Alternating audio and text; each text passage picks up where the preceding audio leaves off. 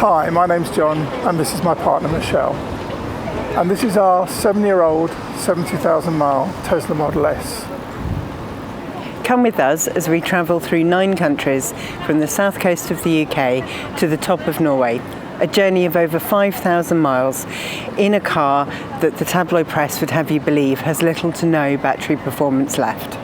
And let's see whether the Tesla charging network is up to the job of getting us all the way there and all the way back. Because if it is, Elon's paying for all the fuel. Welcome to the long free ride.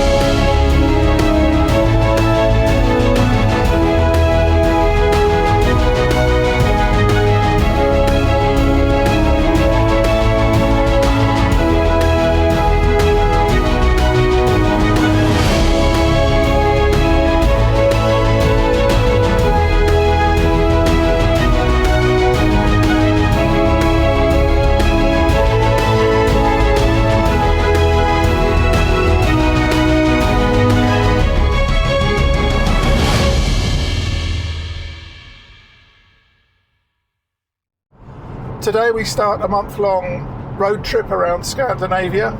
Currently we're on our way to the Tunnel from Brighton to cross over and head for Bruges. That's going to be our first stop. The trip itself is somewhat unplanned. We didn't really decide till 2 days ago that we were going to head on out. We'd been thinking about it, but there'd been lots of other things going on with our aging parents and business commitments and a whole bunch of other stuff that needed to be completed, but we managed to get them out of the way, and so we're now heading to Bruges. We have one hotel booked and we're going to kind of make it up from there, and the aim is to get to the very top of Norway and to experience the midnight sun. So strap yourselves in and come along with us for this great trip. Did you say strap yourself in because I'm driving? No, I didn't say that. Oh, okay. But it is legally, it is a legal requirement to strap yourself in. Yeah. Just as long as it's not a comment on my driving. No, there used to be an advert about that with some bloke shaking a box with an egg in it. I think it might have even been Jimmy Savile. Anyway, we'll move on from there. No idea what you're talking about. All right. Catch you when we get to the tunnel.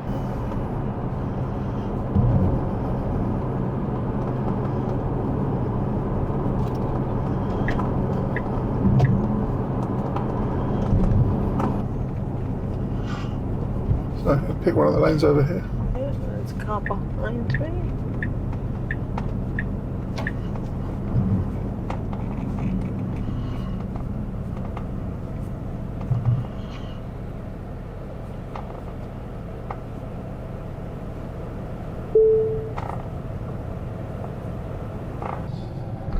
So I'm nearly at the end of leg 1 of our journey, my first driving session on this marathon holiday, and we've arrived at the Shuttle.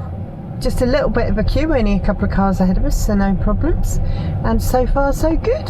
So getting very excited now, it feels real, because we've talked about this for such a long time, but it's only now actually getting here and running around in the last 36 hours that it's sort of come together. So yes, time now to get our holiday vibes on. John's just doing the self-check-in bit. I deliberately chose a lane at the Shuttle where he has to do the work through the window, not me. And we have a boarding pass, and hopefully the barrier is going up. Here we go, we're off. And we're off to find the chargers. We've been here twice before, but they have a lot of bollards up now. As close as possible to the terminal from what I remember, near the disabled bays.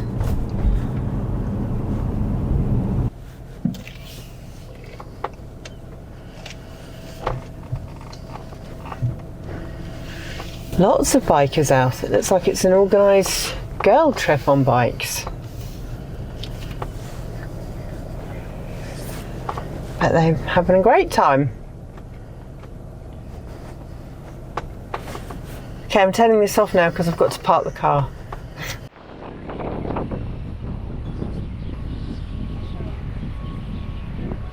There were a whole bunch of Teslas when we got here, but obviously no one likes us. They've all left.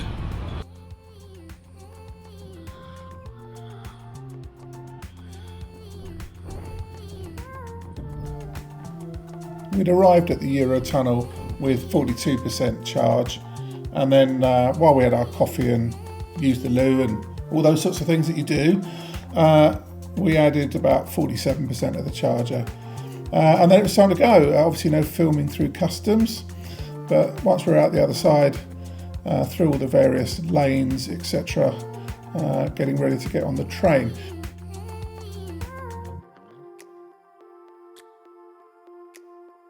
Now you do have to line up as if you are a large vehicle, I think it is the classification. I don't know if that's anything to do with the weight of Teslas, because they don't weigh much more than a Range Rover or anything like that, or whether it's to do with the fact that they are electric cars and they seem to want to put them into a specific section of the train and not on the double level areas.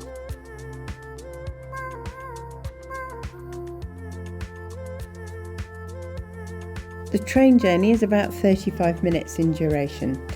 Then we'd crossed into France, our second country of the day.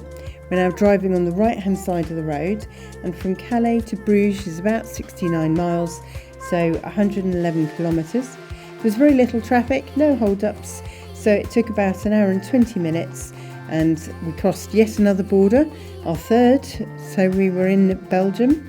And we then arrived at Hotel Weinebrugge with about 53% of charge left in the car battery, ready to start our city break.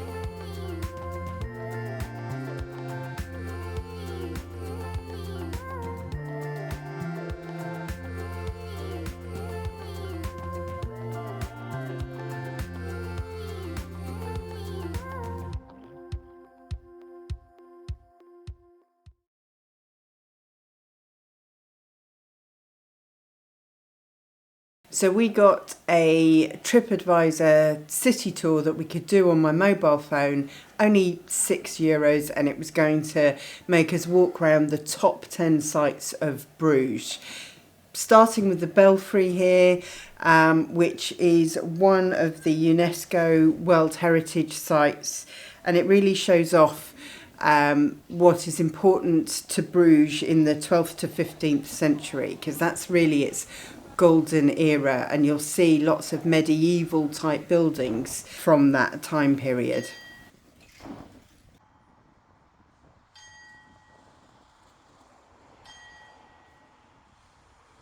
Don't be fooled by all the medieval architecture.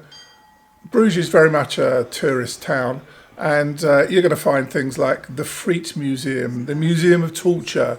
You're going to find shops selling tatty plastic ducks and all that sort of stuff.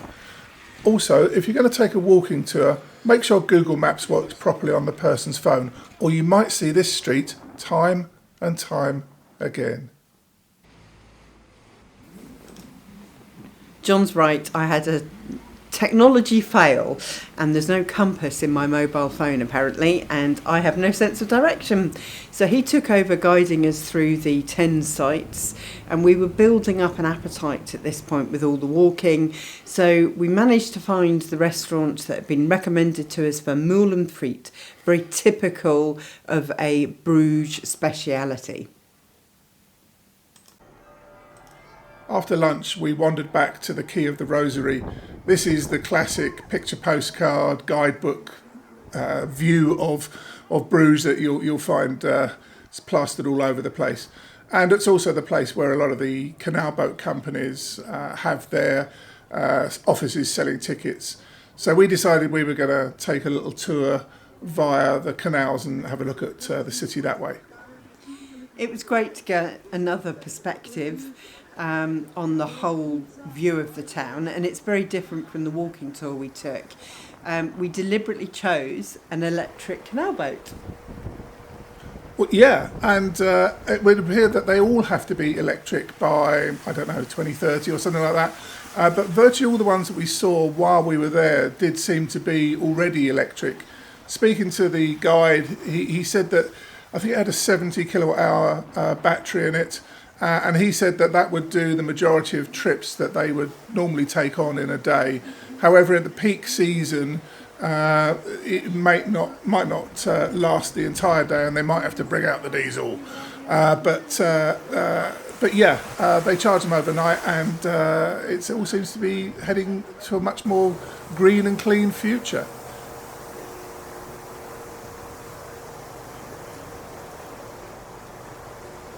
So we hope you can sit back and enjoy some of the views of Bruges. And guess where we end up?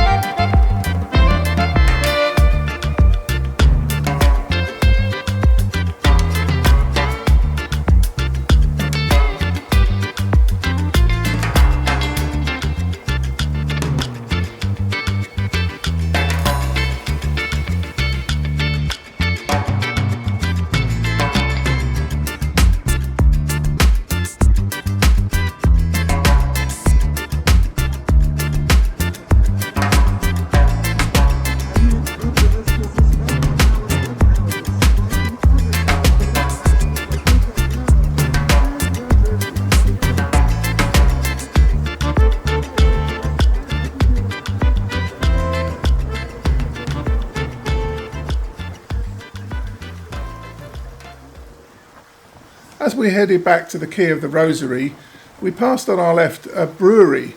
And, well, I mean, if you are in Bruges in Belgium, you've got to really check out the beers, because that's one of the things they're famous for. So rather than just drinking beer in the beer garden, we did do the full brewery tour. And it was great because we met the master brewer completely by chance, but really lovely Flemish guy who gave us a bit more of an insight into his day-to-day working and the brewing process. I feel like we learned something as well rather than just sampled his wares. After the tour, we went to the beer garden and got ourselves a rack or float of beers, all different flavours for us to try out, which was great fun. After sampling the lovely beers, somebody needed a nap.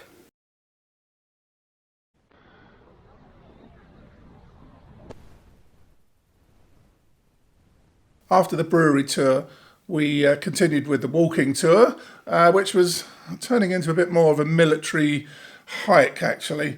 We went to St. Salvator's Cathedral. If you're somebody who likes a big organ, this is certainly a place to go and visit, because it was very impressive, very ornate.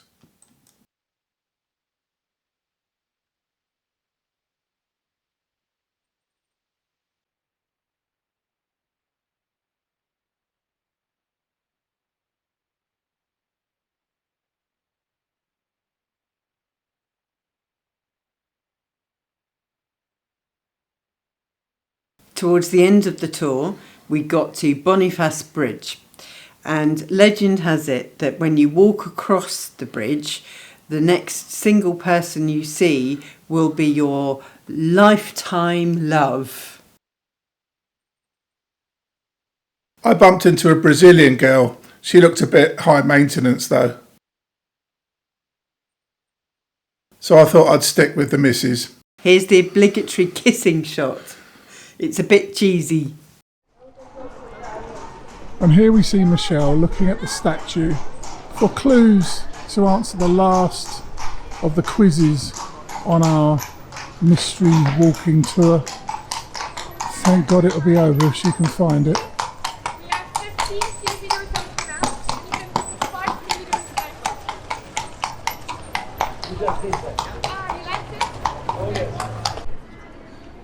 So babes, what was the answer to the quiz? I don't know, but I've taken a photo of the words on the statue, but there isn't an 8-letter word on there.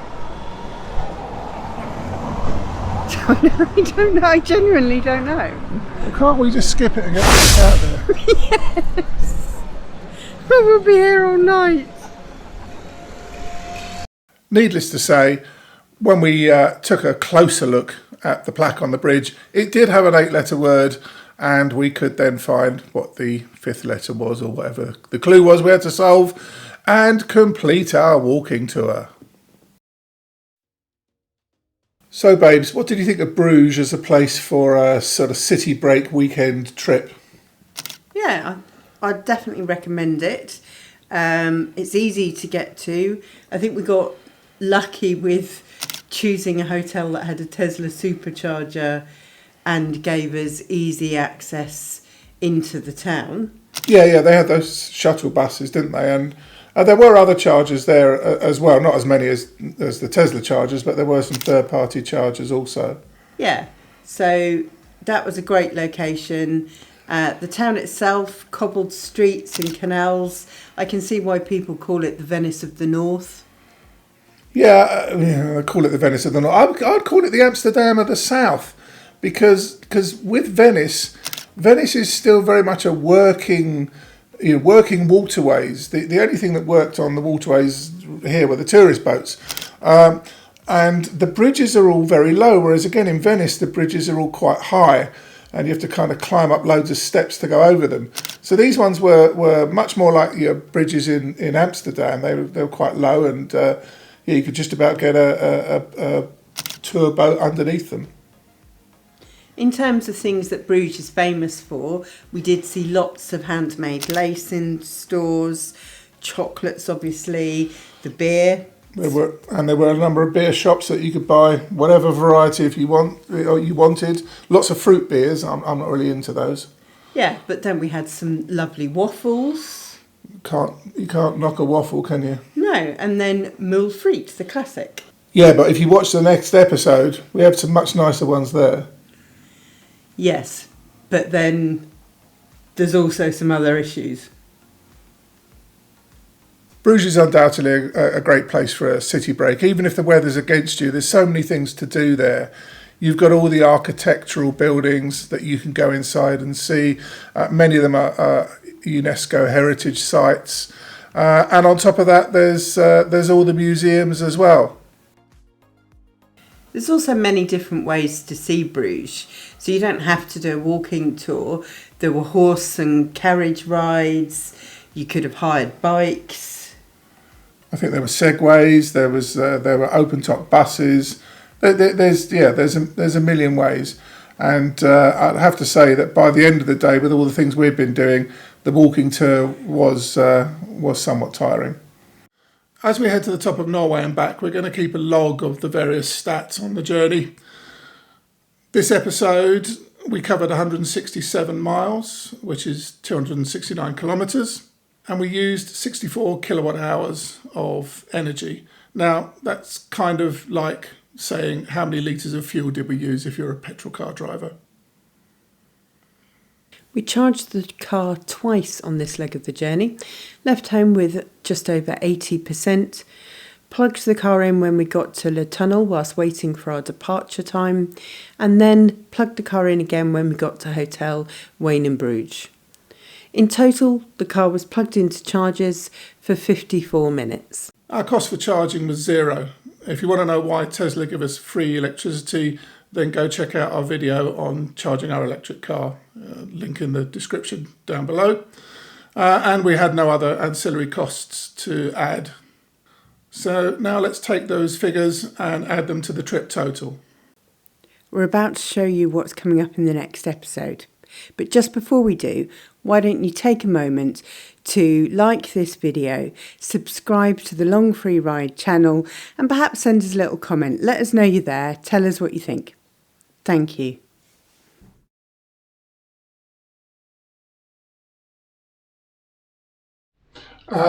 Yes, we do have a problem with the car, But that's not why we're in a prison cell. No, we chose to come to a prison cell